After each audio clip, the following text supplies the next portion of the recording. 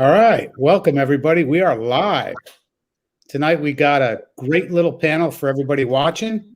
We've got Mantidote, Man, Gene. We call him Man here. We've got my brother. Of course, everybody knows my brother, George Bruno. And we've got a new panel guest, Bearded Bristol. Awesome. Let's start with Man. How can everybody find you? You can find me at Mantidote, like antidote, on Instagram, just like you see on the screen.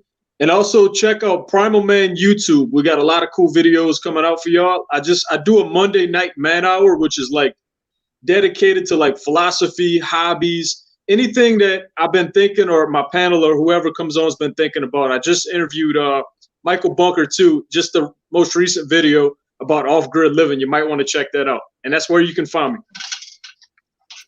And then my brother, of course, you guys know him. He needs no introduction, but George, go ahead and give out your info. Yeah, you actually caught me before I go to bed. This is awesome. So, and you know, it's funny. I did a podcast last week with Michael Foster with his following from itsgoodtobeaman.com, and it didn't start till 8:30.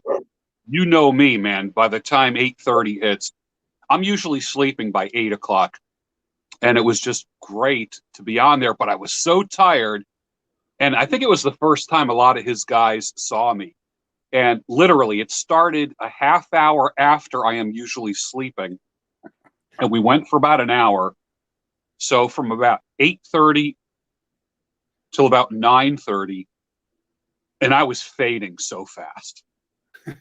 And I told him, I said, you got to have me on again, but do it earlier, man. I said, you know, all your guys are going to think I'm just like I had a lobotomy or something, because I was so tired. I get up at 4 o'clock every day. So, you know, so for me, starting something at like 8:30 is pretty late. That's like midnight to me.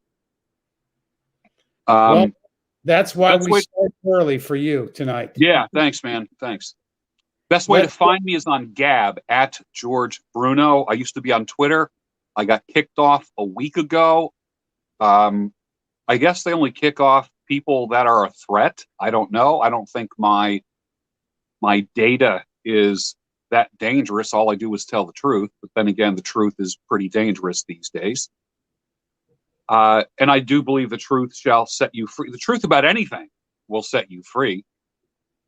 And so I got kicked off of Twitter. I had 18,000 followers there. I've been on Gab for about a week and a half. I think I have about 11,000 right now, not quite 12. And I really like the platform. I'm really digging it. They're not as uptight as they are on Twitter. Like, you can't offend anybody. Like on Twitter, you just like, everybody's offended. It's like, I just like wake up and think like, so who can I offend today? That's what it was like on Twitter. On Gab, no one's getting offended. Nobody's getting offended. I mean, it's never too late to start, but it's been fun. So you can find me on Gab at George Bruno, and of course my YouTube channel, where I do a daily show called The Daybreak Show. I press record at 5 a.m. after I do a 2-mile walk, and I do a show every day, Monday through Friday, and some special shows on the weekend. What are the themes? It could be anything I want to talk about, anything from work to love, to career, to coffee, to traveling, to women, doing Q&A, whatever. I do all kinds of things. I've roasted coffee. I've dried beef, made jerky and biltong. I've done videos on hair and beard, pipes, and I call it like a lifestyle channel. You know, I like to say there's something for everybody there, and it's not geared towards just one demographic. It was mainly men for about 4 years. I am now approaching 5 years as a YouTuber, professional YouTuber. And about a year and a half ago, 95% of my videos got demonetized, which was about $7,500 a month. That was a drag. It was like losing a job. It was like losing a job that, you know, like a $70,000-$80,000 a year job. You just go into work one day and they say, okay, you no longer have a job. And I had no warning. So I had to go back and work and get another job, which I've been doing, like a regular job that I go to Monday, Tuesday, and Wednesday. And I'm just building my YouTube back up again and getting on other platforms, because I know it's just a matter of time before YouTube drops the bottom out of me again for just telling the truth. So Gab and YouTube are probably the best places to find me. Yeah, I would say those two places are probably the best. Okay. Also, I want to let everybody know on Twitter, I started a hashtag bring back George Bruno. And you can at Jack. That's what I do. So at Jack, which is Jack Dorsey. So anybody wants to jump on that bandwagon, I would appreciate it. I would still like to see my brother back on Twitter. So that's a little hashtag that I created. So all you guys out there watching, jump on the bandwagon, hashtag bring back George Bruno. We also have another guest tonight, and this is Bearded Bristol. How you doing tonight, bud? How can everybody find you? Well, I am doing well, and I can't believe you put me after George. Like nobody's listening anymore at this point. Of course they are. There's a lot of people here. Yeah. Nevertheless, I gotta comment on Twitter first of all. Like, how is this still a functioning platform? It's like the fax machine of social media. You know, you don't get clear information, and it's like great one. I love that. Terrible. So I apologize. I've never been on Twitter personally because I talk too much. The character limit just does not do it for me. So I could not function as a normal person on Twitter. But as for me, Bearded Bristol on Instagram, also Bearded Bristol on YouTube. My channel on YouTube has been gone unattended to for quite a while. I had a career change that kind of took me out of the game for a while. Seriously considering getting back into it, but I do a series of philosophy videos. I also have some Scotch reviews on there. I'm a big fan of Scotch whiskey, but you know, some variety, slice of life philosophy, common sense philosophy. No dried jerky, nothing like that, but you know, so some generally relatable things, hopefully. So check me out on there if you get a chance. Awesome. Well, hopefully we're big fans of philosophy here. Huge fans. Huge. Absolutely. And you are welcome on the Saturday night live stream. Anybody watching, we do a Saturday night live stream here on this channel. So anybody watching, you are welcome to jump in. Starts at 9 p.m. Eastern Standard Time. I put a StreamYard link in the chat. You can actually join the live panel. But we're looking forward to having the Bearded Bristol on this Saturday night. Also, I want to welcome people that are in the chat real quick. We got Matt M. Awesome. Glad you're here. Matt. Lucas Bittencourt. Awesome. Bald Bastard. Lucas, my man. Yeah, Brazil. Bald Bastard. We call him BB. Jordan Thielman. Okay, he's new face. But welcome, Jordan. Scott, what's up, Jordan? Scott, a.k.a. SWB 875 from Canada. Scott, awesome. I'm glad to have you here. We've got Paul Galvin. Paul is a regular. Awesome to have him here. Anthony Velasquez. Anthony Velasquez, you have an invitation to join the live panel. I sent you a link. You are welcome to come on. Anthony Velasquez in the house. Yeah. So we've got a live chat right now, and I appreciate everybody coming on. So I think tonight what we're going to talk about, my brother did a great Daybreak show this morning. It was a little bit, I guess you would call it polarizing. Yeah. And but what it was about was workplace affairs. So I'm going to start this out by saying, me and my brother had a conversation. I believe it was last night. We talked about a man that is the head of his family, that works. So, and now when you have the wife working, I talked to him about this and I said, well, is it because they need a certain lifestyle that they have to meet? Or is it that the man can't really handle providing for the family so the wife could be at home? Now, I think most women, if you were to ask them, would actually enjoy being at home.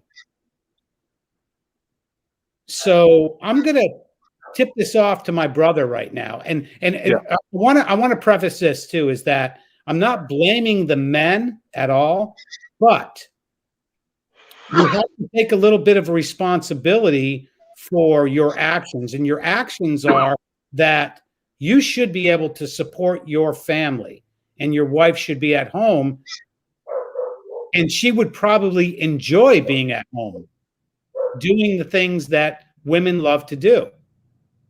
So I'm going to shoot that off to my brother. Yeah. Hold on. I got to sneeze. Excuse me.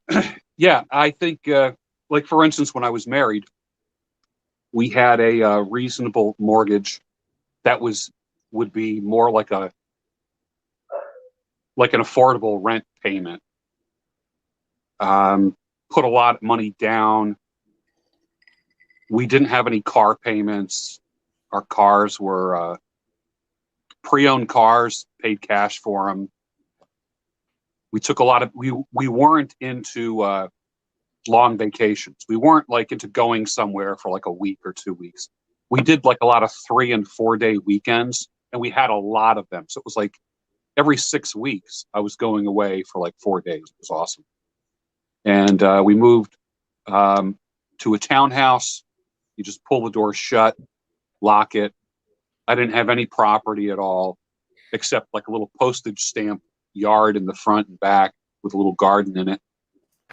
But it was pretty much like what I would call like a lifestyle house. It matched our lifestyle. I wasn't spending the weekends cutting grass or weed whacking.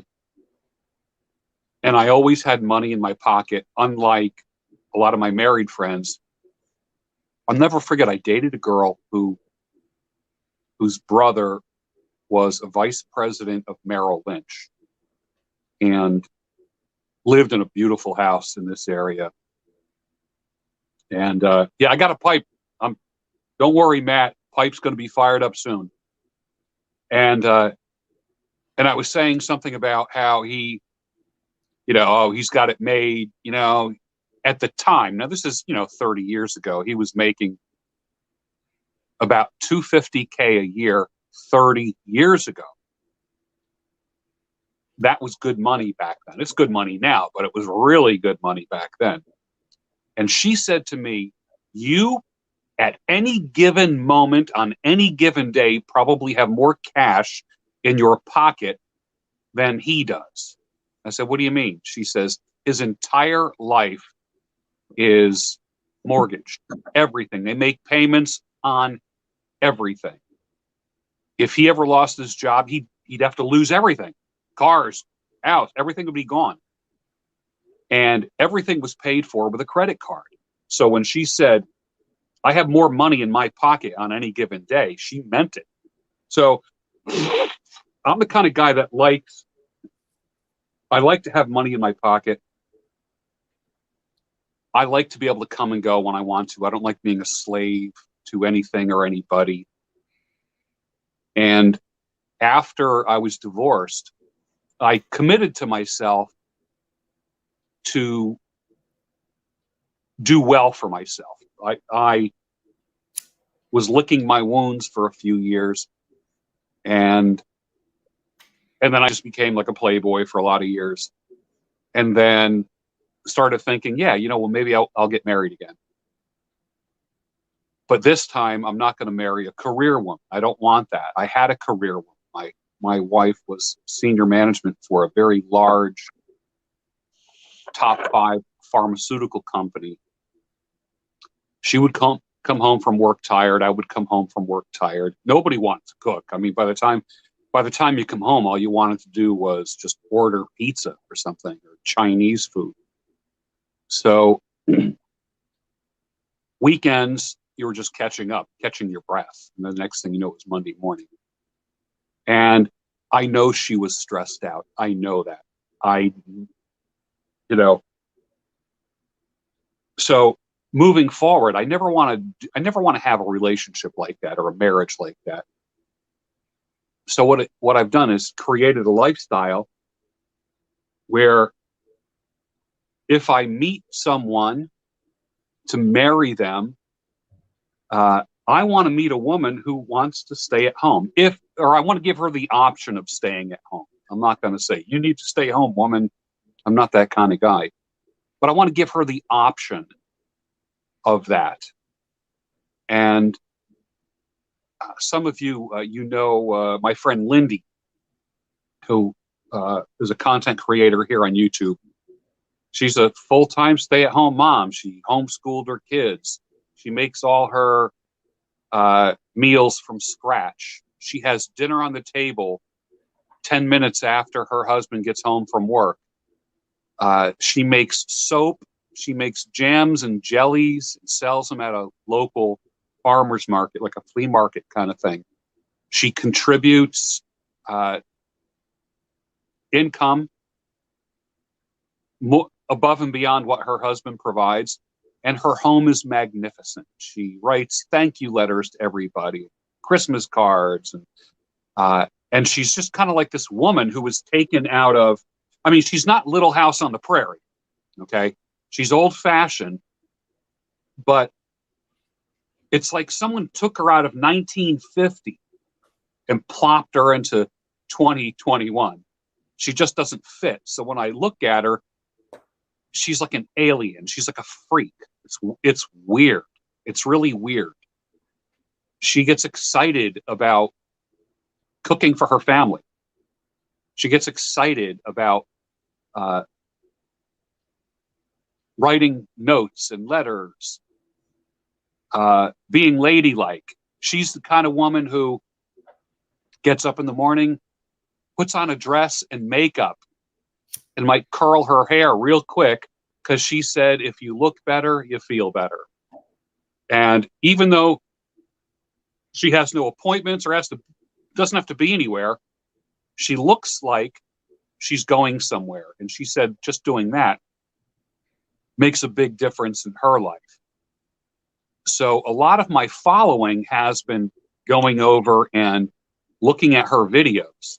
And they as well. You know, like I said, I've had a lot of, started out as a men's channel, and I've got about maybe 6 to 7% of the 161,000 subscriber count. About 6 to 7% are women, and they're very vocal.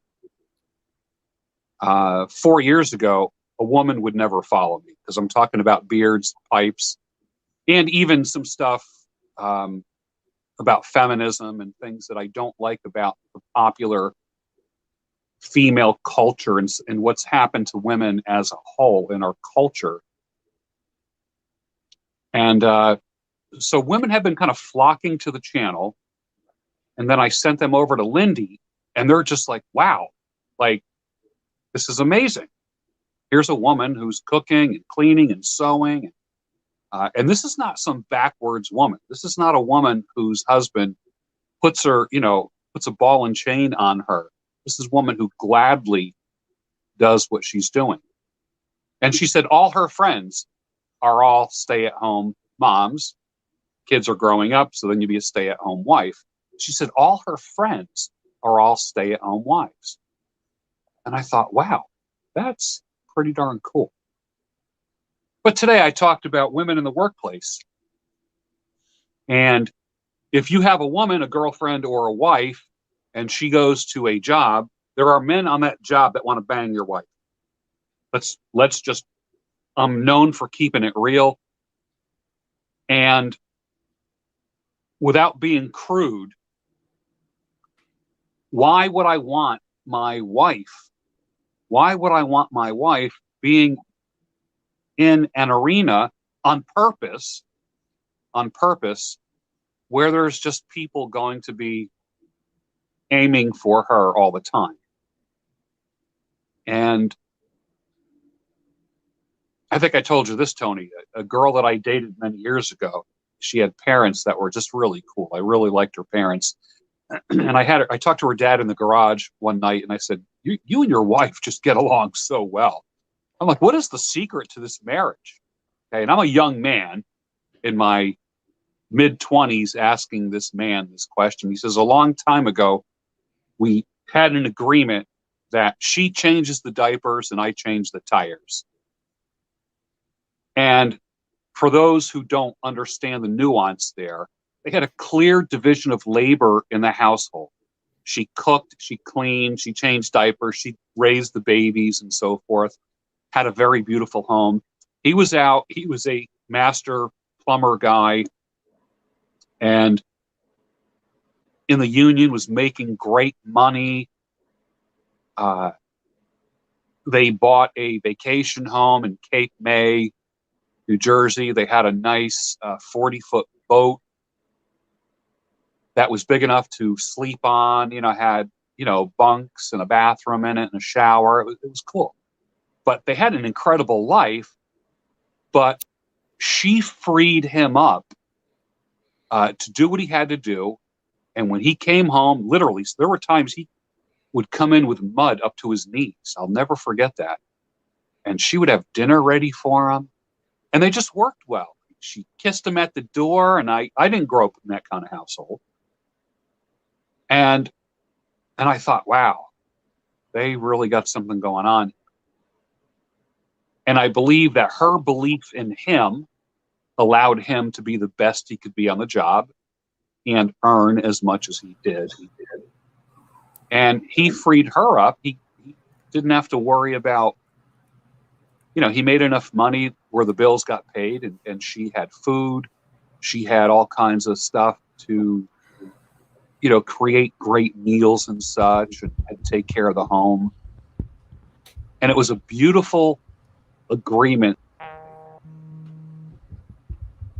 There were times. Hold on one second. I just need to send out this text. Anthony Johnson calling me.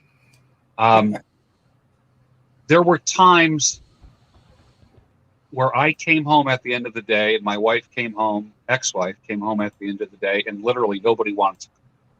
Nobody wanted to cook because we were both wiped out. Add parenting to that, you're just doubly wiped out. And it became a point of contention. It really did. It really did. And I just feel that sending your wife to work, if you don't have to, is inviting trouble into the marriage. And like I said, I'm not one of these guys that wants a woman to be home, shackled, in the kitchen, barefoot and pregnant. I'm not that kind of guy. But I think if you can work it out, the traditional ways worked. And if something, what do they say? If it ain't broke, don't fix it.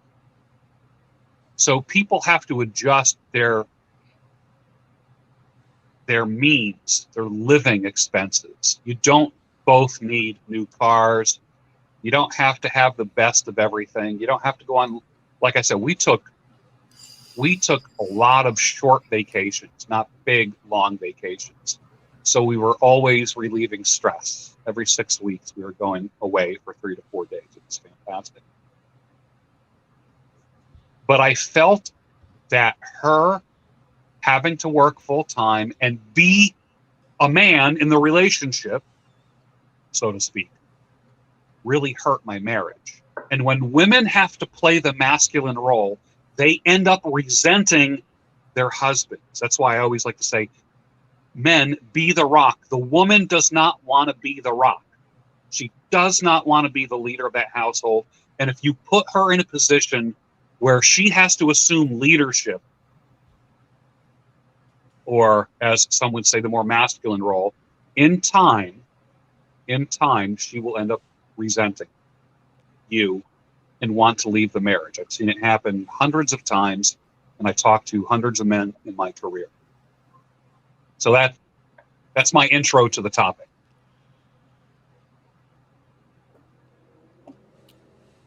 Let me ask you a question. can you put some of this, I don't even like saying blame, but some of the blame, like when I started this, is like, can you talk to the man? What do you say to a man that might have to give up some of those luxuries to have his wife stay at home? Do you see what I'm saying? In other words, if you're having, to the guy that's having those issues, can we go back to him and say, you know what? It's kind of your fault too, because you're not now the official head of the household. You're not the man that she married. Yeah. You're not the man that's taking care of the family. Yeah. Let me put my headphones on. Whenever I get a phone call, the volume automatically goes off the speakerphone and goes to nothing. So let me just plug in my. Let me introduce real quick Gonzo. Gonzo, one of my regulars, Chris Warren. Gonzo, I'm glad you made it. Awesome, fantastic. My brother, I'm glad you're here. Paul Galvin, he's been a regular here. So, Paul, is this the first time you've been on a stream with my brother? No. No? Okay. I kind of crashed this party, so. Okay, good. Well, I'm glad you're here. George, I'm not sure. Do you know Paul? Are you familiar with Paul? I'm familiar with Paul from your channel, yes, and I really I like Paul's contribution. Fantastic. So, but yeah, let's get back to the. I mean, we have a newlywed here, which is Gonzo. He's a newlywed, and I know. Congratulations, Gonzo. Thank you. And I know that Man is soon to be a newlywed. We'll see. But and then I know Paul would like to be in that whole family. I mean, we've talked in depth about this, but I think he's looking forward to being that head of the household. So, but anyways, let's get back to talking about the man in the relationship, George, and like, how do we put the blame on that guy because he's not taking care of his family? I'm not sure if I'm phrasing this right, but is the responsibility go back to him because now his wife is in the workplace? She's being hit on 15 times a day. We talked about this actually after. I said, this is what happens. The woman's working, and then all of a sudden now, honey, I'm going to go out with the people from work and have a drink before I come home. And to me, that's like that's a big red flag if you're in a relationship. So, two of our friends speak about men quite often. One is Steve the Dean Williams, who I'm going to be doing a regular show with real soon, like a once a month live call-in show. And then also Coach Everett Overton, Coach EO. Great guys. And Coach EO says this, it begins and ends with the man. He always says that. Steve the Dean Williams asks the question, and I love this question: Are you the man of the house, or are you just a man in the house? And I love that, boy, and that just kind of makes me want to sit up straight and and assume the role. And I think I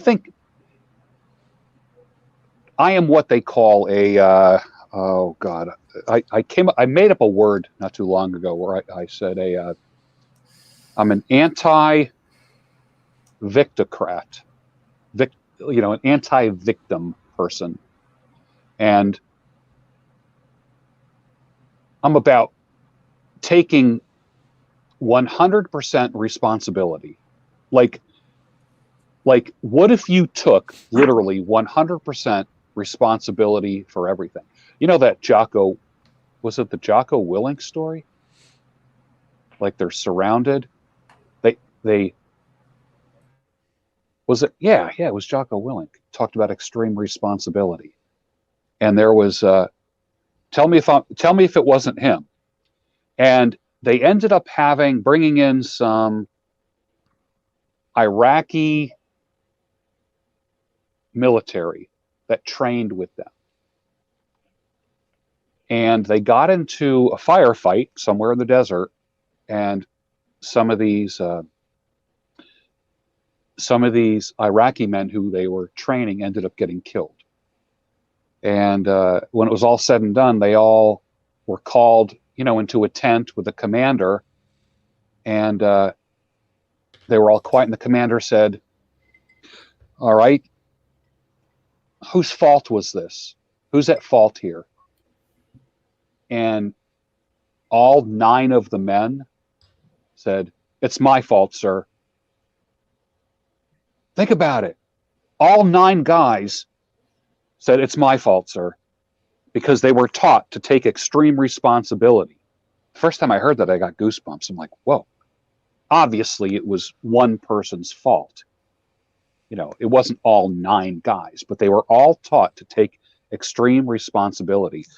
I'll never forget the first time I went to post-marital. Yes, Michael Finn. Yes, Jocko Willink, extreme ownership. Yep. I went to post-divorce counseling, and I got so mad at this counselor, I wanted to punch him. And he said, he goes, as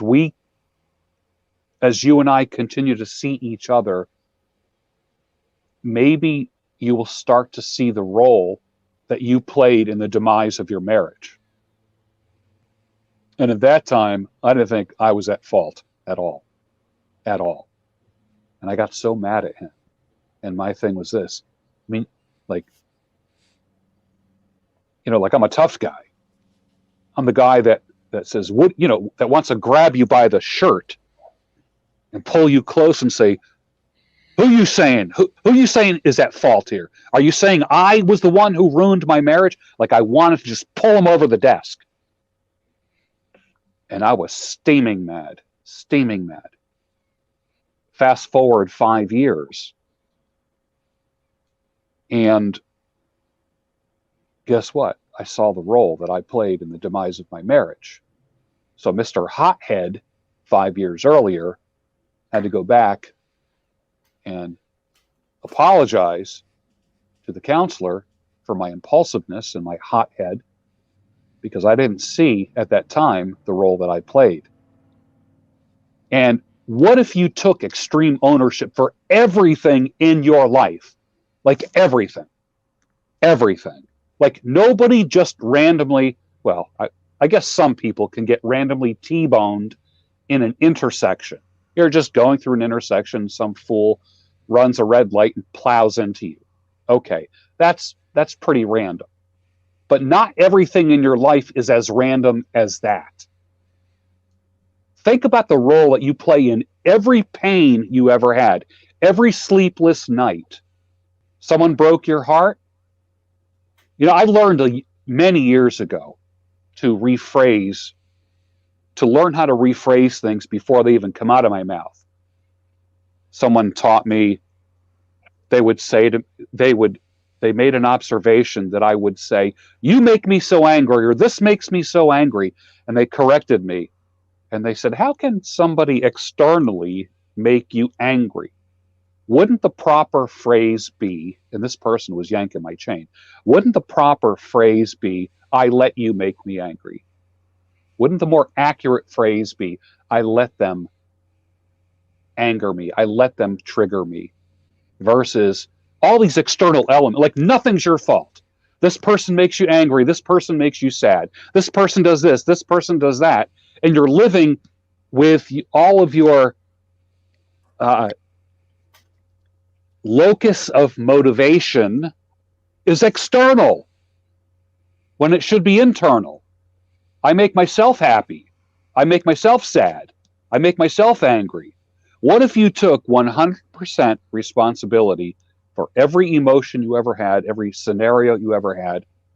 So when men go into a marriage, lay everything out on the table. That's why I say date long, marry slow, divorce fast. I say that all the time. What you need to do is think about who you're going to be with.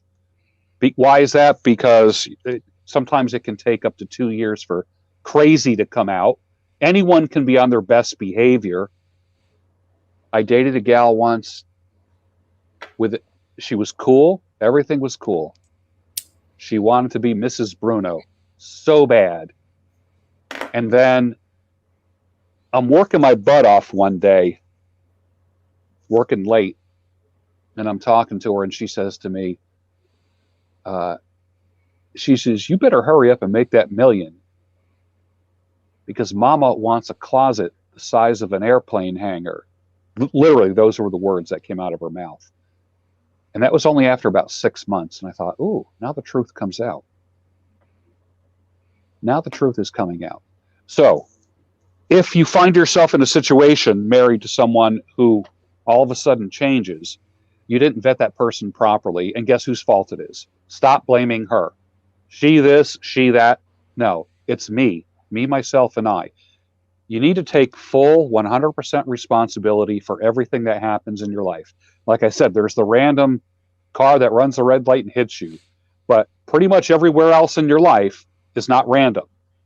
You brought it into your life, you invited it, you didn't vet properly, you didn't screen properly, and 99.9% of the time, the situation that you are in, wherever you are in life, is the result of your own actions and words. And the minute you start taking extreme responsibility, life gets better. You don't let anyone yank your chain. Ever. Ever. You become 100% responsible for your emotions, your thoughts, your actions, and nothing can shake you. Nothing can knock you off your spot. Nothing. So, going into a marriage, if you are relying on 2 incomes to support the household, you're stressing out the marriage in a way that it's unnecessary. It's unnecessary. Don't be afraid to teach your woman how to support you. She's not a damn mind reader, guys. She's not a mind reader. So one of the things you'll do is say, you'll reinforce good behavior, because behavior that gets rewarded gets repeated.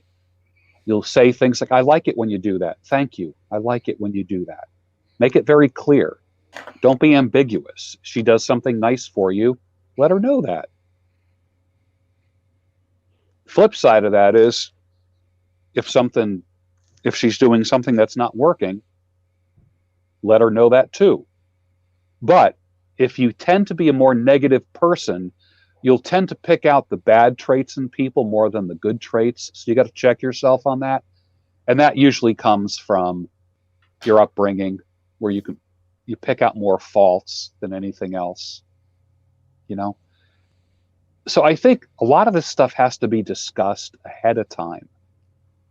I don't want my wife, let me tell you where I'm torn.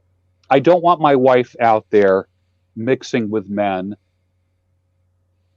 that want to be with her sexually. I just don't want that. Not interested in that. And then some people would say, well, you're going to spend your life telling your wife what to do? No, because my attitude is, there's the door. If this is not working for you, get out. But who wants to give up on a marriage that quick? I certainly don't.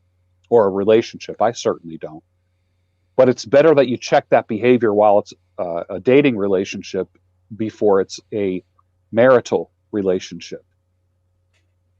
The topic this morning was workplace romance. 85% of all affairs start at work. This is men and women. This isn't just men. This isn't just women. It's men and women. Hi, Terry. Good to see you. 85%. Holy cow. So what does that say about work? It's not just men and women, or men that are doing the cheating, or not just women. It's both. 85% of all affairs happen at work. And those affairs happen even if it's a church. The place of employment is a church, or a Christian school, or Catholic school. Divorces don't happen less because it's a Christian environment. Affairs don't happen less because it's a Christian environment. What's up, Vivian? You know, it's fascinating, isn't it? What can you do? You know, the word is prophylactic. What prophylactic measures can you take? Most people think the word prophylactic has to do with, you know, putting on a condom, which is prophylactic in function. Prophylactic means just protecting something ahead of time. So what measures can you take prophylactically to keep affairs from happening? You know, I can think of things that I would do, like, how was your day? How was your day? How are you doing? And then just shutting up and listening. Things like that. Things like never going to bed angry. Literally never going to bed angry. But also making a rule, don't talk about heavy duty things after, pick a time, 8 o'clock at night. Everyone's defenses are down as you get tired. Are you going to talk about the bills at 8 or 9 o'clock at night? Probably not a good time to do it. It probably needs to be done during daylight hours while you're sitting at the dining room table with the light on above and you're having a meeting. A lot of couples don't do that. A lot of couples just talk at each other in passing or yelling from room to room.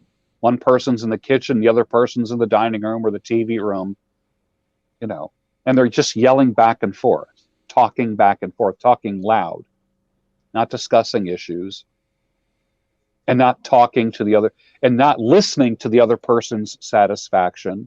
And you are not allowing the other person to talk to their satisfaction. That's why I like this app called Marco Polo, because I can send a video to somebody, and when I'm done, I press stop. And then they can send a video back to me, and I listen to it.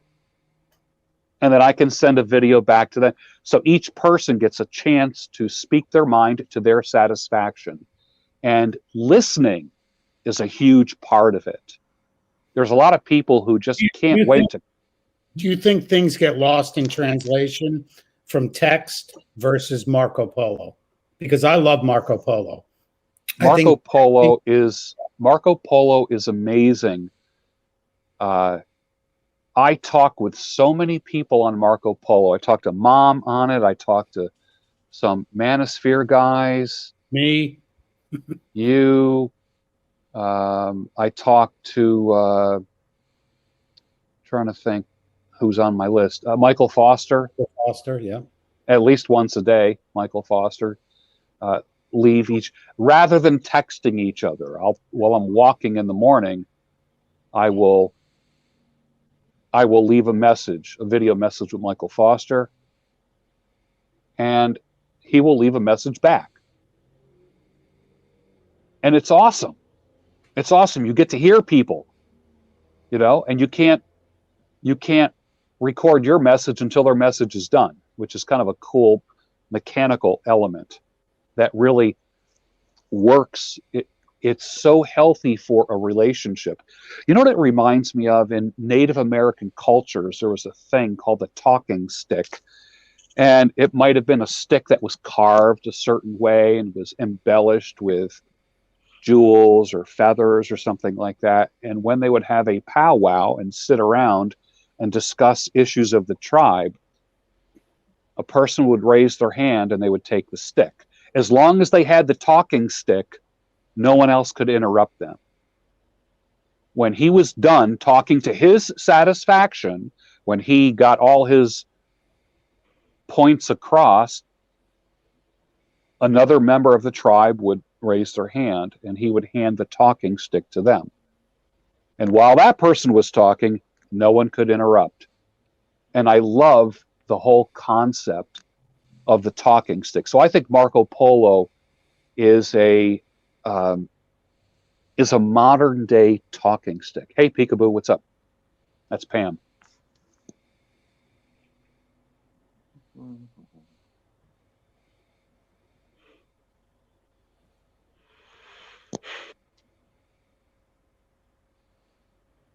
I'm looking for the talking stick. Go for it. So I want to circle back on something though, starting kind of back where we began this, in that I grew up in a nuclear household. Mom stayed home, dad worked. I have two brothers and a sister on top of myself. I grew up essentially under the poverty line, but I had a very wholesome upbringing. And that was through the course of the 80s, where we were just starting to emerge in a lot of ways into the suburban lifestyle, where people were acquiring more things and technology was more readily available and at hand. So, you know, and the MTV generation as well, if you want to go that route. So I grew up in essentially in an era of more, where people wanted more all of the time, whether it was that technology or those material things. And what I guess where I'm going with that is, what happened to our values? Because we don't, when we go out and seek a mate, you know, we don't look for somebody that has drastically different values than we do. So most likely, if you're out searching for someone and you have grand ambitions of being president and CEO of a company, you are already seeking somebody of, you know, similar goals and ideals. So you're already kind of predestined, or you've set up the predisposition that I want to acquire things and my mate wants to acquire things. So you've already set off down kind of a dark path leading towards that potential workplace, you know, affair that we had talked about previously. So I guess the question I have is, where and how do we reset those values? And like George said, taking that personal responsibility is a great way to do it. But how do you instill that in the younger generation that's looking at the Lexus and the BMW and the yacht and saying, I want those things, and thus I need somebody that can help me achieve those things? You know, if you look at like a Gary Vaynerchuk, Gary V has millions upon millions of really hungry young people and older people. I follow him too, not for the same reasons. He's a very inspirational cat, and I really enjoy his content. But when you look at his younger audience, they are driven to follow him because they want more. They aren't looking at it in a values sense. They're looking at it in a monetary sense. I want to be set for life. They don't want to be set necessarily for happiness, which is where, you know, this conversation should be leading, or has been, I should say, has been leading. But, you know, George brought up some great points about taking that responsibility and being engaged in the relationship. But the real problem is in that mating phase and that courting phase, resetting your values for what you want later in terms of comfort level, the love, joy, versus the immediate, I want a bigger house and I want to show my friends how great I am. So I think that's a really pivotal point, is how do we reset those values for us if we're bachelors currently, or particularly for a younger generation that sees life as the collection of things. Well, I'll tell you what, let's go to, we got two young guys on the panel. We got Gonzo, who's 22, and Paul Galvin, who is 19. Let's start off with Gonzo. How do you respond to that? So let me just make sure I have this correctly. So you want to know, like, where does that taking responsibility begin, or? In part, but I guess the question is, with a lot of folks, and I would say younger than you, because you're early 30s, correct? No, early 22. 22. Oh, okay. Well, never mind. Yeah, perfect example. Most of your generation, by my estimation anyway, is looking to acquire things. So they're looking for people that are going to help them gather those things. And together, then we can be happy, versus looking within themselves for what they actually value as people. And so the question is, how do you reset that amongst a younger generation to say, a giant TV and 4 cars is not going to make you happy. Mhm.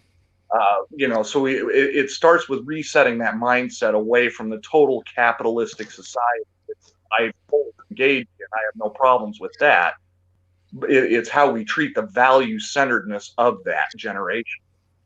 Well, let's get a little quick context here on the age group that everybody's dealing with. I'm 58. Man is 32, correct? Yep, 33. My brother is 60. Gonzo is 22. Paul Galvin is 19. And Chris, how old? You're how old? 43. You're 43. So we've Yes. got a wide range of ages right Yeah, now. nice wide variety. Yeah, so let's go back to Gonzo so he can kind of respond to that. Yeah, I mean, there's definitely an issue of priorities, and I don't know how. That's the thing, is like I don't know how you can't really induce that in somebody. I don't think. I think I mean, maybe you can, because when I was there was a point where I mean, I don't want to say it was total rock bottom, because total rock bottom was yet to come, but I was in a very very bad spot for a while. And I had a friend, and we were kind of working on this business idea, and I was just having just so many issues at this time, and I was just and I opened up to him one night about, I was just like, man, this is what's going on. I'm just in a dark place all the time. And he was like, I think I know your problem. You should read this book. And he ended up recommending this book called Curse of the High IQ by Aaron Clary. Now, I've come to entirely, well, not entirely, but I've come to largely disagree with this book. But at the time when I was reading it, it really did open something up for me. It gave me something to smoke on. It gave me a taste of like, hey, you can take responsibility. And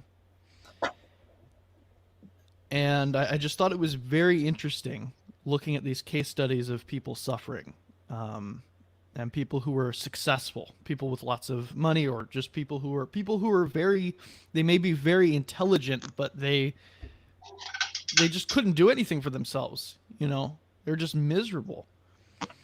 And so I thought that was a very fascinating thing to look at. And Clary said that was all about the IQ and all that sort of thing. I think it's a little bit different than that. I don't really believe in the IQ in the way people think of it. At least most people think of it. But when I read that book, things started to kind of turn around. And I don't even, I'm not sure if it was the book. I'm not sure. I couldn't really explain it. It was just a taste of taking responsibility. And so maybe I think when you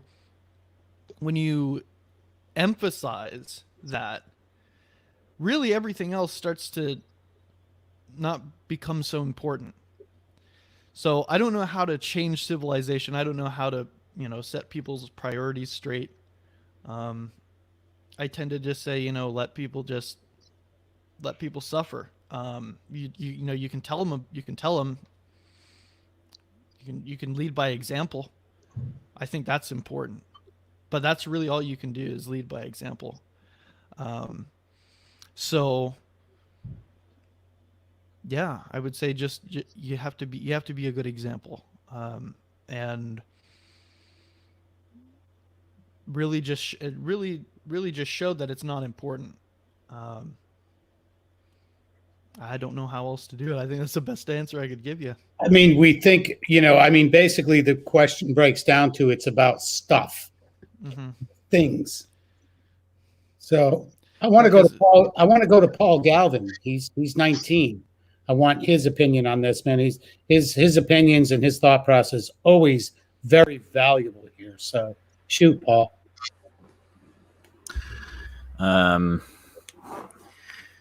It's kind of weird because for people who know me, I'm a very traditional Roman Catholic, and there's two types of masses. There's kind of the Western style of Roman Catholic, which is English or Spanish. And then there is Latin Mass, where the whole Mass is said in Latin, and it follows the original traditions of how the church would have done it, you know, for centuries. And it's kind of weird. You know, I started going to these regular Western masses, and everyone there was an old person. You know, like everyone there was like 45 to like 80, and like it felt weird because I was the only like kid there. And then I go to these traditional Latin masses where the whole mass is said in Latin. You're kneeling a lot of times. You're being blessed. There's no shaking of the hands. Like there's no peace or anything like that. Like it's super traditional, and it's probably 80% kids my age there. Like it's young people who are going to these like super traditional Latin masses. And I thought it was weird, but I just heard recently that a priest said that he noticed the same thing. He said during an interview I was watching, he was like, I noticed kids at these traditional Latin masses, these really old school Latin traditional masses, they go to this one, and then all the old people go to the regular like kind of Western kind of mock of mass. And I thought that was really interesting because as it kind of showed me that as our generation kind of upholds materialism above actual meaning, people like myself, kids myself, and like many others are realizing from an early time that that is not the key to salvation.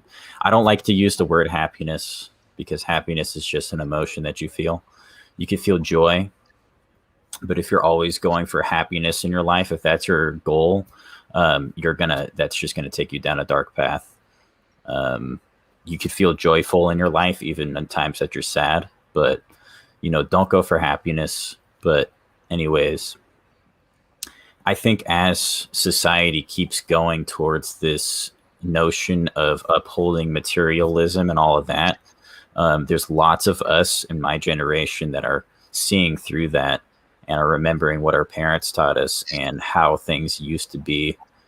And a lot of us are hungry for going back to actually bringing meaning back into our life. That's why I'm such a strong Catholic at the moment, is because I genuinely feel like God is trying to make me a warrior for the upcoming events.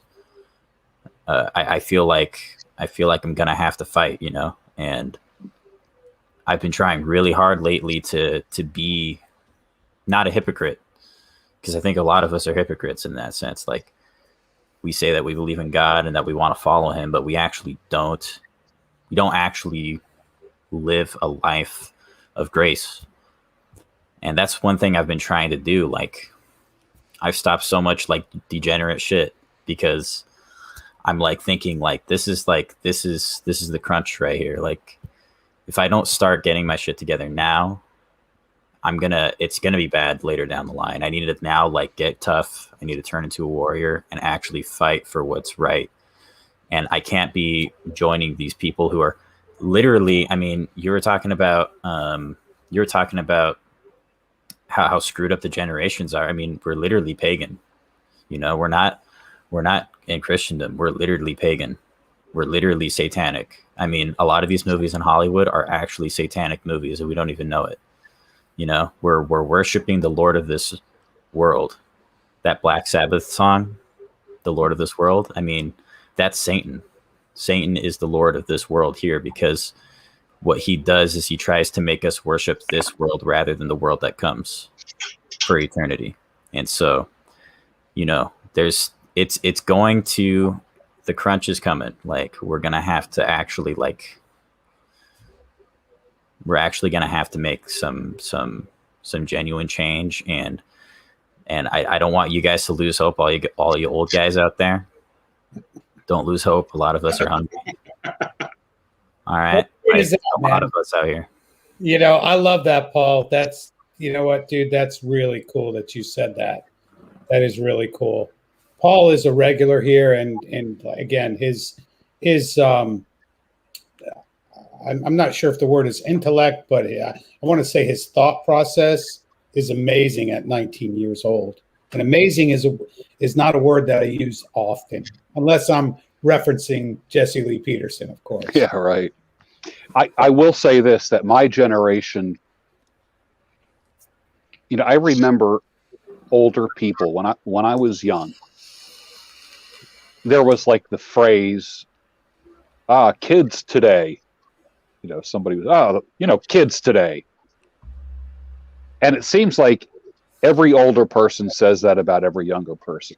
And you fall into that rut of, like, I know a lot of young people love breaking boomer balls. You know, like, okay, boomer, that has become a meme. And older people are like, millennials today, you know, these millennials. So what I don't want to do is be a living, walking, breathing meme when it comes to young people. I don't want to be like, those millennials or whatever. I am thoroughly impressed with the young men that I encounter on a regular basis who are followers of mine, people who are at the conferences I speak at. Paul, yourself, Chris, Gene. I mean, like, you guys just blow me away. And people my age who are bitching and moaning about these young people, you know, these millennials, these generation, whatever, XYZ, whatever. I am 100% impressed, and I feel good. And Paul, I think you said it well. And you stand out head and shoulders above other young men in your age range. So yeah, you said it well. Let's hear from Gene. Well, I wanted to answer Bearded Bristol's question directly to him. I think people, to answer your question, it is a broad question, but people don't know what they don't know. If you don't know what it's like to come from a home, like I come from a nuclear family. Mom and dad got married at 19, still together. Been married for over 30-something years.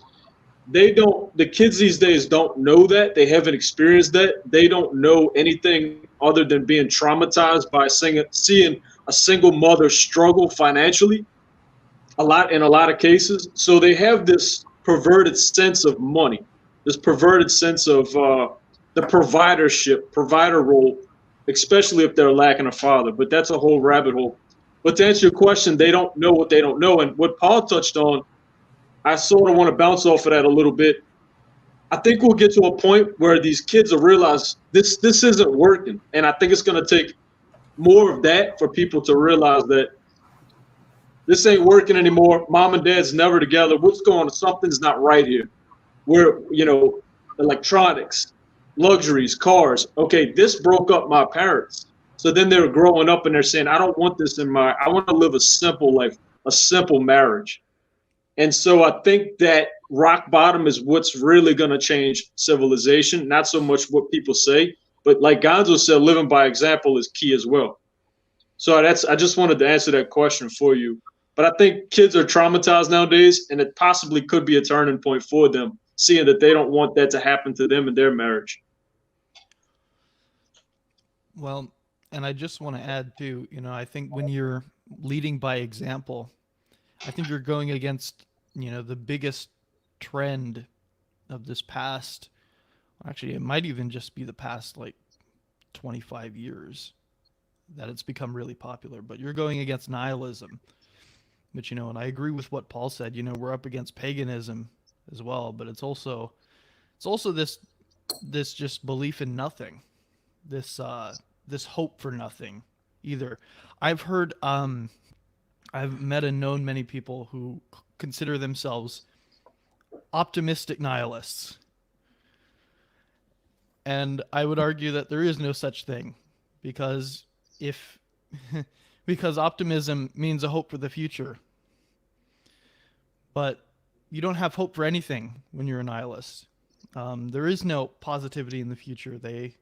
And I've talked to them, they believe that, the earth will burn up in the sun, and one day nobody will know who I am, and I will be dead, and it will be permanent. Everything will be gone. And so that's fine. And they're on all kinds of medications a lot of the time. It's a mess. It's a huge mess. But and a lot of these people are very intellectual. That's the other thing to keep in mind. I've noticed this is that they're very up in their head. We've talked about being up in your head before, but these people are very, very up in their head. And so they're intelligent, but they're not wise. Mm-hmm, yeah. And depression is this, like, if you think about what depression is like this illusion of intellect, I guess. It's like it's an illusion of knowledge. It's an illusion of being certain of clarity. An illusion of clarity. Yes, my life is terrible, or whatever it is, but it's not. It is an illusion. And so you're fighting that, you're going to be fighting that constantly, with the young kids these days. I mean, it's to the point now where you watch something like Rick and Morty, right? I have no problems with Rick and Morty, but like Rick and Morty is kind of this thing that's like, it's cool to believe in nothing. It's edgy. It's badass. And so I think, but the amazing thing is, I think when you give people a taste of what it's like to not have that, to actually stand for something. The first time I heard somebody say you need to stand for something, I've heard people say it in like business context. I've heard people say it just in general, like, well, if you want to promote yourself, you need to have something that you stand for. You need to figure out what you stand for. And I sat there for like hours, and I was like, this was years ago, what do I stand for? And I had no idea what I stood for at all. Like, zero idea. And so, but I think when you plant that seed, when you show people that you need to have something to stand for, that's when things really start to open up. And I will say, like, when I that book that I mentioned, Curse of the High IQ, Clary, at the end of that book, he says, well, I don't really have very many solutions, but maybe nihilism. Maybe nihilism is your answer. A lot of these guys who are successful, they drink themselves to death. They're on drugs. It's bad. Is that where the phrase comes, enjoy the decline? Well, he wrote a whole book about that. I think that's just more of like the the American society that we know today is going to collapse. It's inevitable. Everything is going to go south. It's going to collapse. So just enjoy it. And that's where that comes from. But yeah, that's the thing. It's like, it's an illusion. It's an illusion. Like this depressive thought is just an illusion. And so you have to combat that by living a great life. I think that's part of the solution, is just to live a great life. And you show people that you live a great life. I think of like James in the Bible. I think of the book of James, that passage that says, what does it profit? I've really been thinking about that for a while now. But what does it profit? Faith without works is dead. And I just, people, take these things out of context, or they try and twist them a certain way. But I think it just really emphasizes how important it is to live a good life. I'm gonna jump in real quick because I have to bow out of here in just a second. But this has been a ton of fun, guys. Thanks for having me. But I guess my parting little word here, and it somewhat goes back to the things that the younger guys have been saying here, is ultimately, are you seeking a partnership or a relationship? Because a partnership, you know, those are the types of things. Those are the business side. That's the materialistic side. Those are the superficial things. Whereas a relationship is something that can be built upon, whether it's faith-based, whether it's values-based, morals-based, all of those things. You know, and that's what's going to keep those things strong, whether the person, your partner, is in the workplace or not. Is it a relationship that you have, or is it a partnership? And how can you maintain that relationship and keep it strong? Because partnerships break up all the time. So I'm going to leave you with that, gentlemen. I hope to do this again very soon. Thank you very much. Thank you. I appreciate you on the panel this evening. Yeah, thanks, George, for cluing me into this. It's been a hoot. Awesome. Absolutely. Thanks for joining us. You bet. Take care, buddy. Appreciate you. We've got a question here. I'm going to shoot this to my brother here real quick.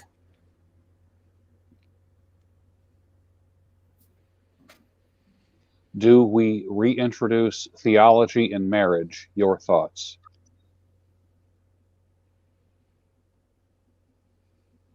Oh, this is Noah. Noah painted the. I love the avatar here. The rooster. Yeah. Yeah. Do you remember seeing that painting behind me? Yep. He's the artist. Okay. So a lot of the things that I have on the show are things that people have sent me, little things on the windowsill or something. It's my way of giving a little shout out. Do we reintroduce theology in marriage? I think it's important. I think the knowledge of God and the study of God is important. I think when it's all said and done, you die on your own. You can't take anyone with you. You can't take anything with you. So your peace in your life has to come from something other than, I mean, there's a lot of people who look so forward, to the afterlife so much that they don't care about this life. And I don't think it's supposed to work that way. I think we're supposed to be excited about what we have here and know that death is really a birth. It's not death. It's a birth. You're becoming alive somewhere else. So I like the idea of both people being on the same page when it comes to faith.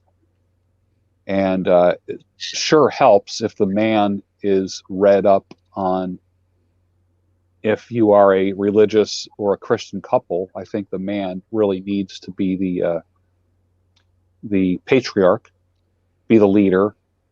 I have one follower, Jennifer Locken, her name is, and she is on Instagram, and I saw her on Gab as well. I think she has a ton of kids. It's like a Michael Foster kind of family. 6 kids, I think they have, if I'm not mistaken.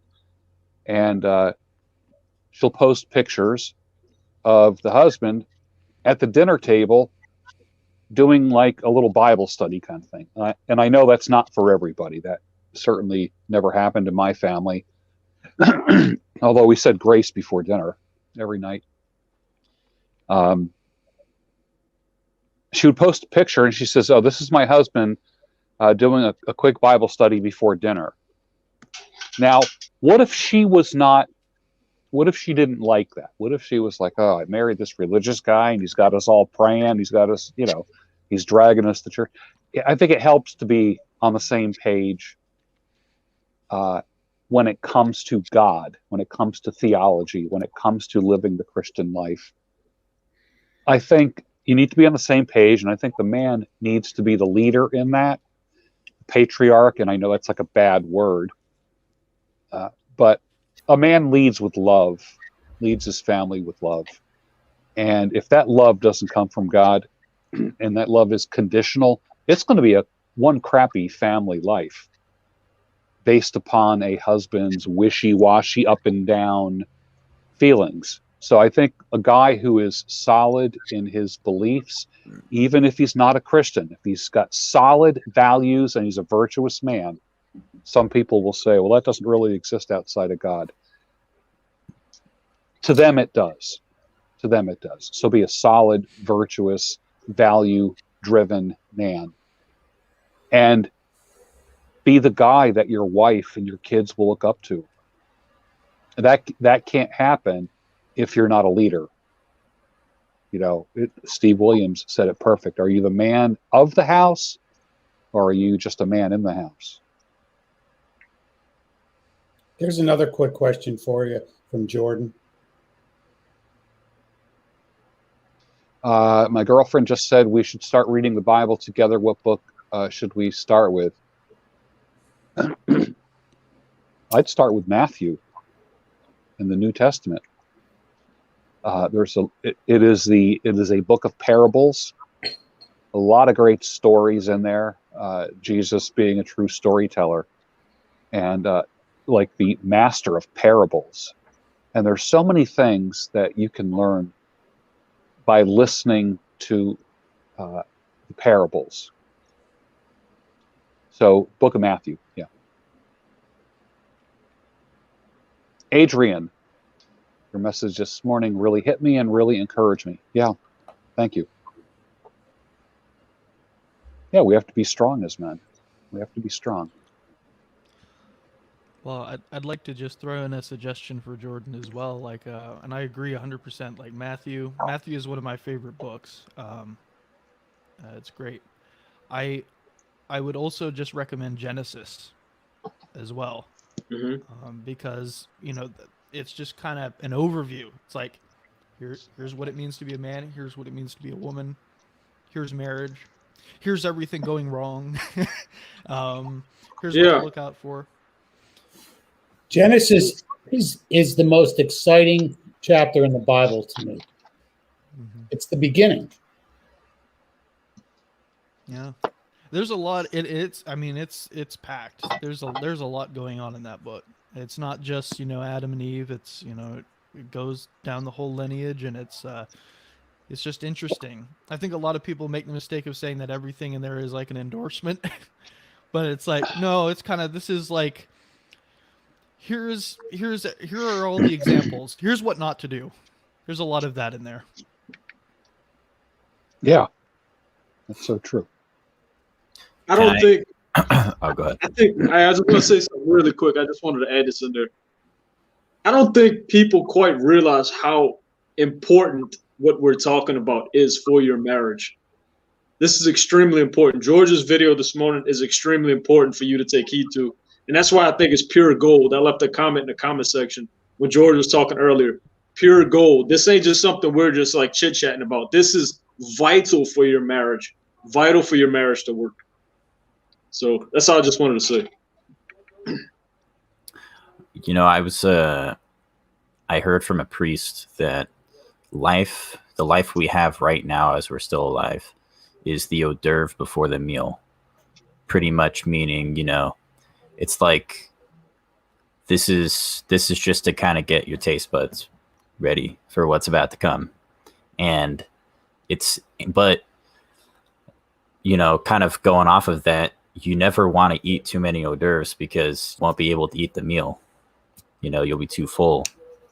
And so that's kind of how I see life. It's just an hors d'oeuvre. This is not, it matters, but it's not what ultimately matters. God needs to be the center of your life, with everything. Literally, God needs to be the center of your life. And, I kind of, talking about the marriage thing, I've always adopted the belief of you should marry someone who shares your religious and political beliefs. You shouldn't try to convert somebody. And it's definitely a bad idea when you're trying to convert someone when you're married to them or in a relationship with them, because that's just poison. And so, yeah. And the other thing I wanted to add just really quickly, I remember we were talking a long time ago like when I first joined in on these panels about me becoming a priest. You know, I still got a lot of time, and I just wanted to say, my plan right now is I'm going to take theology. I'm going to start taking theology. But there's a lot of great women I know from my church and stuff, and I was thinking that would be a good route to go down, so that I could learn about the faith at the same time, and then, you know, if God wants me to go down that route, then that's the route I'll go down for sure. But just to throw that out there in case anyone was wondering about that. I know, Tony, you've brought it up a few times, but yeah, I mean, you know, it's, to me, that's a big topic, and I think we're going to get Michael Foster on here one night. We're going to talk about you becoming a priest and suffering, of course. So, and sola scriptura, I want to talk to him about that too. But. Yeah. So.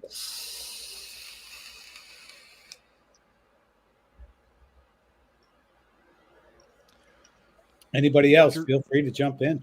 So what was the theology question that someone had asked George about? Should people reintroduce theology into their marriage? Yeah. I just have a little bit to say on that.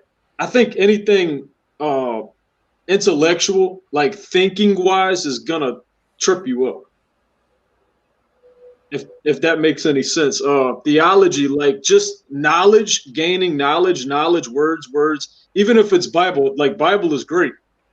But introduce theology into marriage isn't gonna help people's character in a way, because now I guess in a sense you're trying to, like Michael Bunker talked about the other night, and I don't know if y'all watched that interview, but he said you can't make people his perspective was you can't make people preference something. They have their preferences, and so only God somehow can only change that person. You can't make someone prefer something over something else. They're still going to have their preference in their heart. And that was just something I wanted that he touched on that kind of like made me smoke on it a little bit. I'm not subscribing to it or any which way or the other. I just wanted to add that out there. Maybe y'all have some thoughts on that. He says, what's your favorite ice cream? I said, butter pecan. He says, now I'm gonna snap my fingers and you're not gonna like it anymore. He said, did it work? I said, no. He said, that's what I'm saying. So I thought there was something to smoke on. And just so anybody knows, if you hear the phrase "smoke on it," which I absolutely love. I love it too. Yeah, I'm stealing it. I'm stealing it now. So if you hear us say "smoke on it," that is from Jesse Lee Peterson. He'll say, "Go ahead and smoke on it," but not really. This is a pipe, and it's tobacco. Yeah. So I know when Jesse refers to smoke on it, he means smoking pot, but not really. But I do like that phrase, and I'm sure Jesse would appreciate you, George, using that. But I do love that phrase, smoke on it. It's just kind of I think in this community it would mean smoke a pipe on it. So right. I've been just asking Gonzo, hey Gonzo, what you been smoking on? He's always got an answer for me. I'm always smoking something. He's always smoking something. Yeah. Yeah, I see that in our group text. I smoked on it. Yeah. And I mean, really, I think that refers to you're thinking about it, but I do like that a lot. Let's smoke on it. So, yeah. But you know what? It was a great rabbit hole that we kind of went down tonight, because we started on basically workplace affairs, and you can see how deep this rabbit hole has gone tonight. I mean, we got into. I mean, we have 5 Christian men on here, and I think Christian men of, I don't want to say different. Maybe I like using the word thought process, but different thought processes in their religion. There's another word I'm not fancy on is the word religion. So I think religion is kind of I'm not sure what that word means, nowadays, anyways. So, but let's bounce back to the main topic, which was a workplace affair. Again, we dove deep down a rabbit hole here tonight. So, I didn't even know that was the original topic. Yeah, this is kind of where it led to, and everything was very relevant and real consistent to what we were talking about, because it all relates back to family. It relates back to us saying, you know what, as a woman, how awesome would it be to be in the home, to be home every day? And so we bounce back that responsibility to the man who maybe now says, okay, but she needs to work to have, so we can have all that stuff that we have. But I'm going to bounce it back to the man that maybe you're not holding up your end of the bargain to where you're taking care of that family and supplying your family with not just the things that they need, but the things that they want. Mm-hmm. Which I don't think is a bad thing. And that other rabbit hole we went down with Gonzo and Paul was about materialistic things that Bearded Bristol brought up. So I think it all kind of branched out into different topics, but I think we're still on the same topic for sure. So yeah, I just wanted to add something that I feel like every man, just in my opinion, should apply. And I it's kind of a value that I live by is I never want my wife's or girlfriend's income to be necessary. Always want it to be supplemental. If she works, I always want her income to be supplemental only. And I'll tell that to every man that I talk to. I've seen a lot of guys just trying to keep up with the Joneses, and they're not even married yet. And if they're really honest with themselves, I ask them, I say, what's the hesitation? Oh, well, the work, the money, like, oh, you mean you're trying to see if you can keep up with her material desires, and they'll deny it. And it's like, I know deep down he's talking about he wants to know how much is she gonna want to keep up with the Joneses. And I feel like most guys, if they're honest, don't need a whole lot. If they really, simple, we don't need fancy stuff that much. I think for the majority of men, we want to provide so much for our women, but at the same time, these women are very materialistic. So it's something to think about. And I think if you address it firsthand, that if your wife's income is strictly supplemental, it's a good way to live by, I think. Do you think, and I'm going to pose this question first to my brother, but we'll shoot the panel on this one too. Do you think a lot of marriages, George, are like it's a competition? It could be. I mean, I think if, like, for instance, as I am open to marriage, I've thought about the type of woman that I want. And I know women that are CEOs of corporations. I know women that are top fashion models. Just top, you see them everywhere. They're just everywhere. Women that are actors. And I've had to think, do I want their lifestyle to be part of my lifestyle? And I don't. I'm looking for a woman who wants to be a traditional wife, and I will be a traditional husband. But I know that ahead of time, so nothing's gonna surprise me. I'm not going to change. What I don't want to do is marry a woman who's working full time, has a career, and then 2 years into it say, I really think you should quit your job. Like, I don't want to do that. I want to make sure that there's a values match and a mission that we both can be part of and build. I think that needs to be agreed upon first.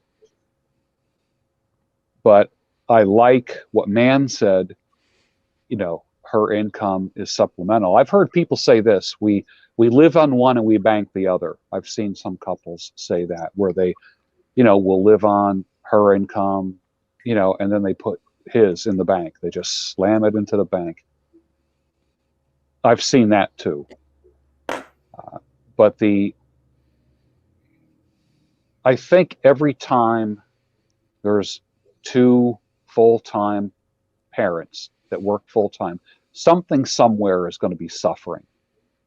You are making the family take that punch. There is a difference. I mean, I grew up with a mom that was home, and she didn't start working until we were old enough to not have to be, not have a babysitter, like that kind of thing.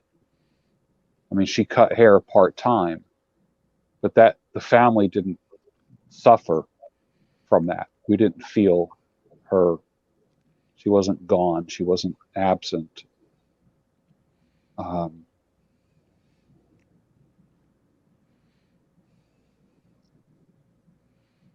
If a man can pull off supporting a family, he makes the kind of money where that can happen, it's preferable for the woman to be a stay-at-home mom.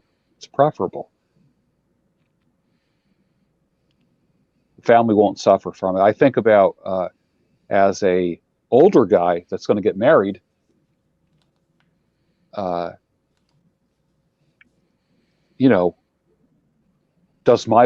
will my wife be a stay-at-home wife? And like, as an older guy, I don't need a mommy. I don't need a maid. I can cook for myself. I don't need a woman picking up after me. I have a normal, good life that I enjoy. So I don't need like a mama. I'm not marrying a little maid. I want a companion. That's what I'm looking for, a companion. But that companion will be really bored at home if I'm going to work every day and doing my thing. What is she going to do? I mean, how many times can you clean the kitchen, the bathroom? How many times can you vacuum? I've been single long enough at a later stage of my life where I don't need dinner ready by 5. That's not like, I mean, there are some families where the guy walks in the door at 5:15 and she's got dinner on the table at 5:30. And that's just a regular thing. The way that I live now, sometimes dinner is at 4 o'clock, sometimes it's at 7 o'clock.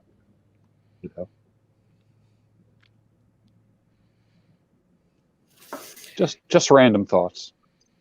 Yeah. Got a question for the panel. How many of you men on the panel are married / divorced? I am divorced about probably 26 years ago. We'll go to man next. I'm not married, but I'm in a relationship going on 3 years. Bruno? I am divorced for 17 years now. And only recently decided that I want to get married again. And then Paul, obviously, next.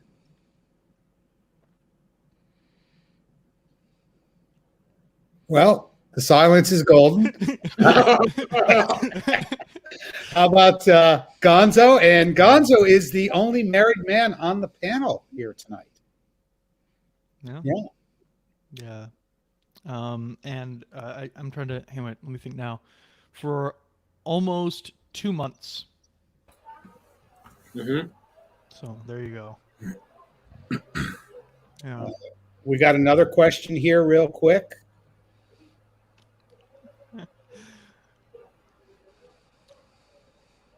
What would you do if someone gave you Jordan Peterson's 12 rules for life as a gift?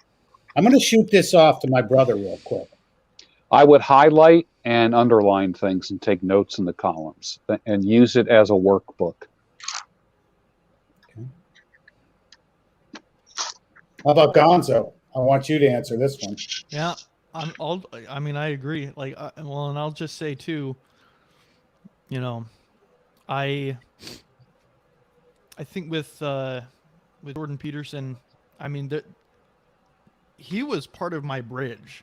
Like, I want people to understand, like, he was part of my bridge going from maybe nihilism to Christianity, 100%, 1000% all the way.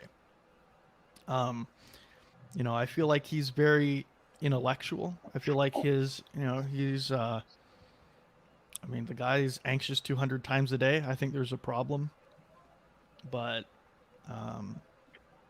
I really do believe that some people need that. They need that bridge, and especially because the intellectualism, like I was saying, is such a problem. I think people need to be able to intellectually see that maybe there's something to this, and then from there they can move forward. They can move past that. So that's what I mean, Jordan Peterson is very, very big in guys your age, correct, Gonzo? Yeah, I haven't met very many people who endorse his work or what have you. I think I'm like one of the only people in my age range that I know, but I think so. I think yeah, very popular for younger men. Paul, are you familiar with Jordan Peterson? Curious. I don't really like reading books by cisgender boomers like Jordan Peterson. No, I think he's really cool. I think. What did you call him? Cisgendered? Susgender. Cisgender. That's like what transgender people call straight, just normal people. Yeah, I know that phrase, but I'm glad you brought that. That was great. Oh God. I think it's supposed to be like a hit, like oh you're too much of a pussy to admit that you're not the gender you are, or something like that. But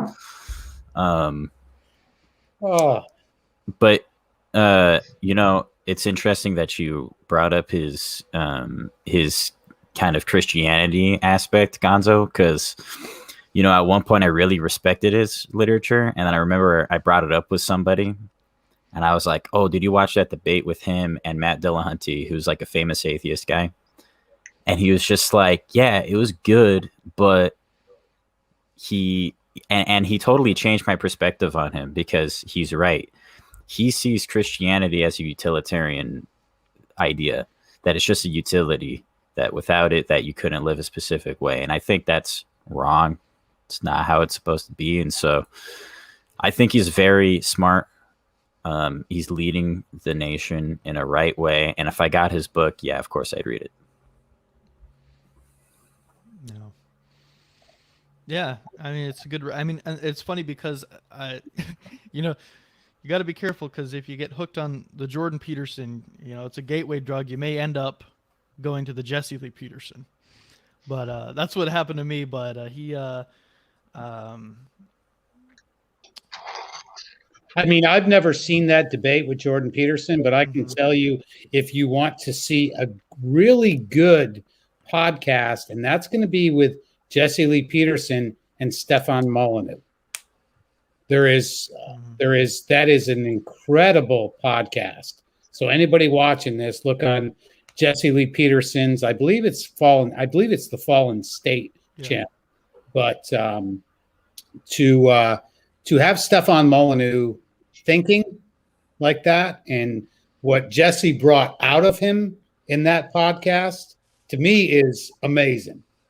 So that's one of my all-time favorite podcasts, is with Jesse and Stefan Molyneux. So everybody check that out.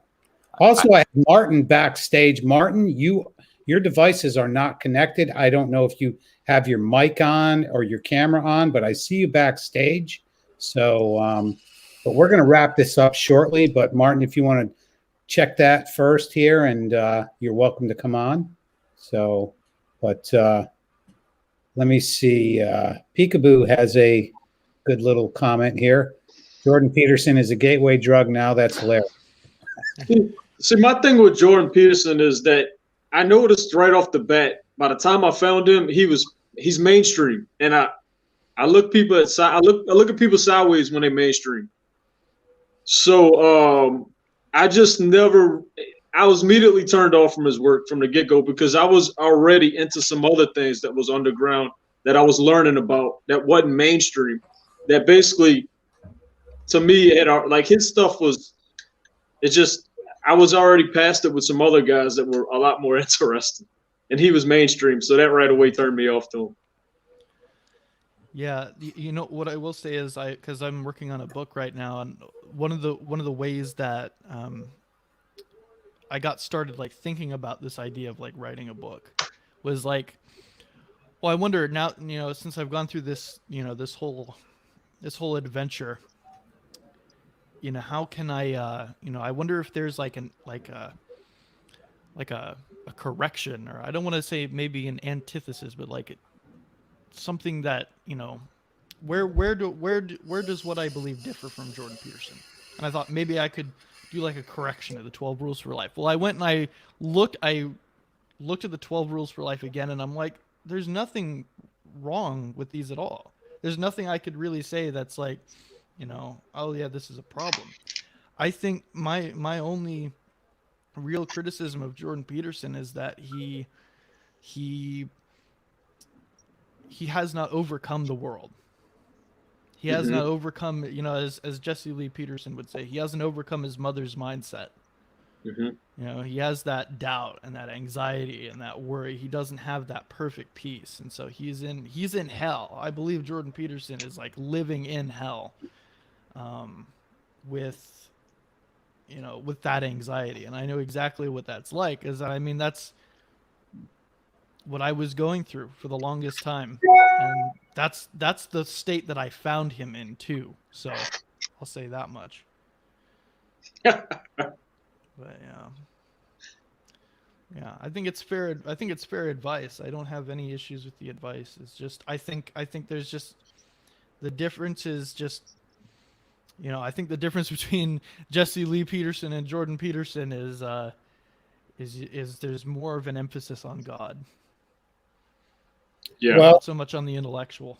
you know, that's kind of in a whole other rabbit hole that when, I mean, do you guys think when somebody goes mainstream, do you think they change their opinions and their thought process to be relevant?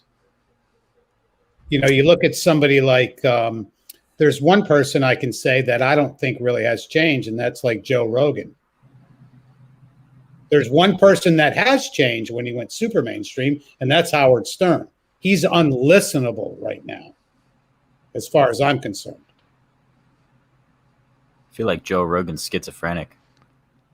To be honest, I mean, the things he talks about on his podcast now is just, it's all about UFOs nowadays. Just like, and he's gone a little conspiracy theorist, which is okay with me too. So. But let me ask you, George. Let's say you become hugely mainstream, which I hope you do. Does your message change?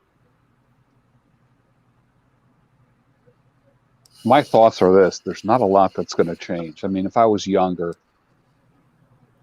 I think one of the things I try to balance, I don't give a crap.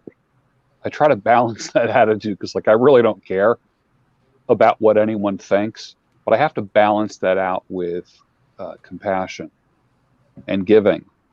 And I can't take anything with me or anyone with me when I go.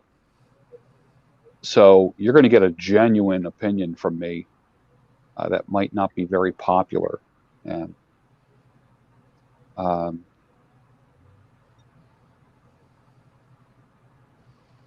think everyone's got to find their way. Everyone has to find their way, and I think we all end up in the same place where you just don't give a crap.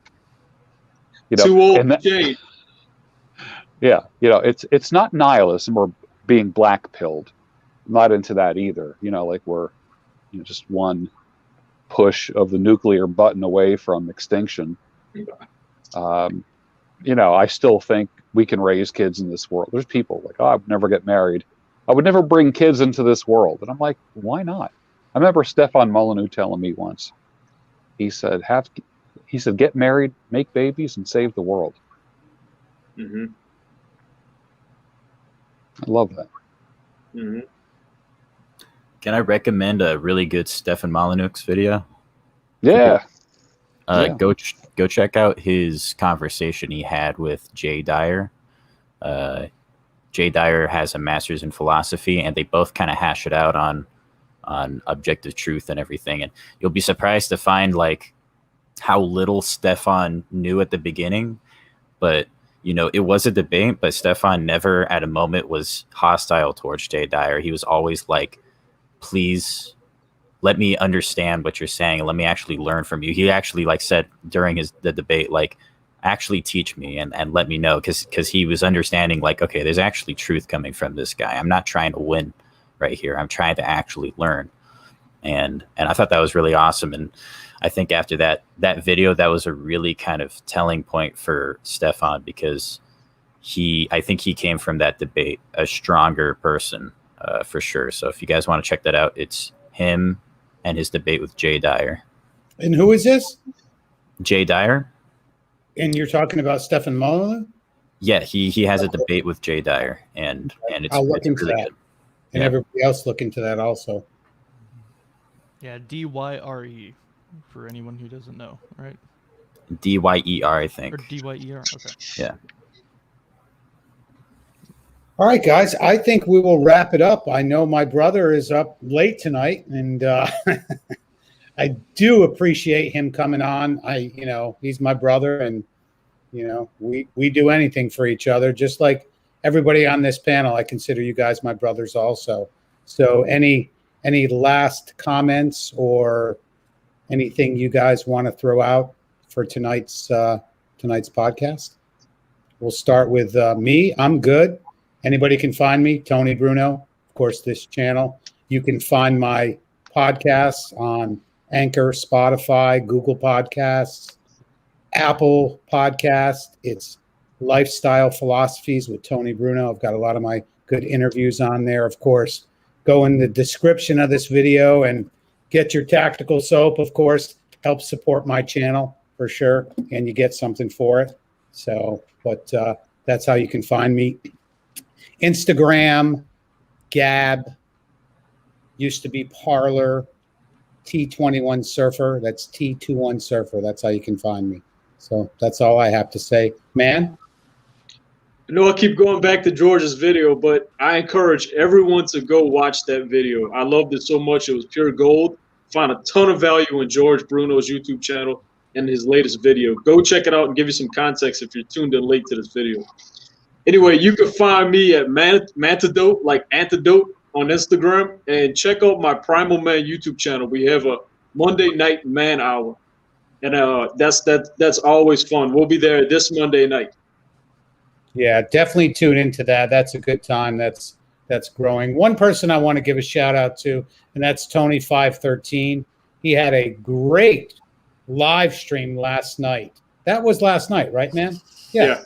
Yeah, what a great live stream. So, but check out Tony513. He's always a regular here. And I do want to recognize real quick everybody in the chat.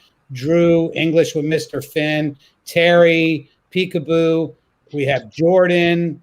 We have somebody I just recognized here, and I like his eyelid. I like this comment. Brandon, yep. Love it. Thank you. But I do want to recognize everybody in the chat. I really appreciate coming over tonight to visit with me, my panel, and my brother. And I hope that you all come back. So let's go to Gonzo next. How can everybody find you? Yeah, you can find me first and foremost at midnight.author on Instagram. So you can find, I've got some creepy crap that you can check out that I draw. Great stuff. Yeah, and then you can there's Gonzo School on YouTube is sort of my main channel that I'm working on. It's talking about my hot takes on different subjects. I'm gonna start talking about other things eventually here soon. I know I want to talk about graphic novels, and I want to talk about art and film and all that kind of stuff. So check that out. And also, you will sell artwork, and you do, I guess, consignment work, Commission. Yeah. commission work. Yeah. Yeah, so I do that as well. So you can reach out to me directly for that. So those are the best places to do it. Fantastic. Paul, how can everybody find you? Don't find me. Don't. Yeah, I'm good. You're not Anthony Velasquez. Man, Anthony and I we're on the same wavelength, you know. But subscribe to Tony Bruno if you haven't already, and engage in the conversations we're having. There's literally, I don't know anyone who's willing to just have random ass people come on to his live stream and say whatever the hell they want. So that's really awesome. And go check out the video by George Bruno about No Fap November. It's the funniest shit ever. Yeah, that's basically it. Make God the center of your life. And I think you know, if you guys pay attention to politics and all of that, you'll notice there's something brewing, and we're all gonna have to strap our boots soon. So, All right, then last we'll go to my brother. Any last words? Yeah, last words. Find me on Gab. My handle is @GeorgeBruno. I want to thank Bearded Bristol for being with us tonight. It's so funny. I do like people who philosophize a lot, and I really enjoyed his YouTube channel from 3 years ago. And he's not sure. He changed careers and stuff. He's not sure if he's going to keep doing it.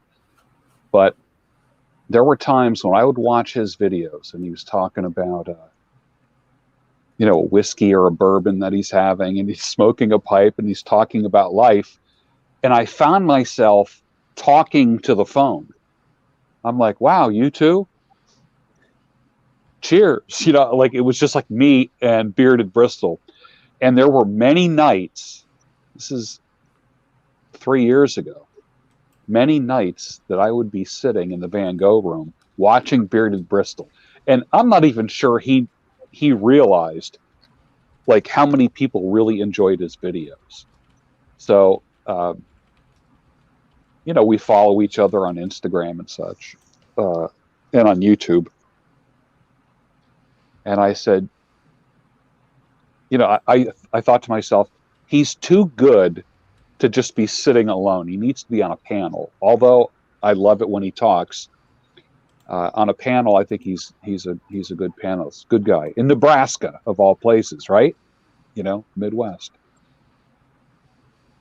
But I have my channel here.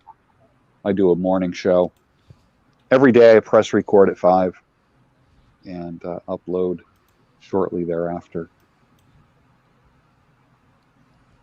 Awesome. Well, I'm going to end this broadcast. I appreciate everybody that watched tonight, everybody in the live chat, everybody that was on the panel tonight. And come back Saturday night. We start at 9 p.m. Eastern Standard Time. You can go ahead and get live on this panel, and you can get it off your chest. That's why we're here. So appreciate all of you. Much love, honor, and respect, just like my buddy Ivan Throne says. So I appreciate all of you and everybody in the panel right now. If you want to hang in for a little after game session, that's what we're doing. But appreciate you. Everybody have a good night. Can I add one more thing? Sure you can.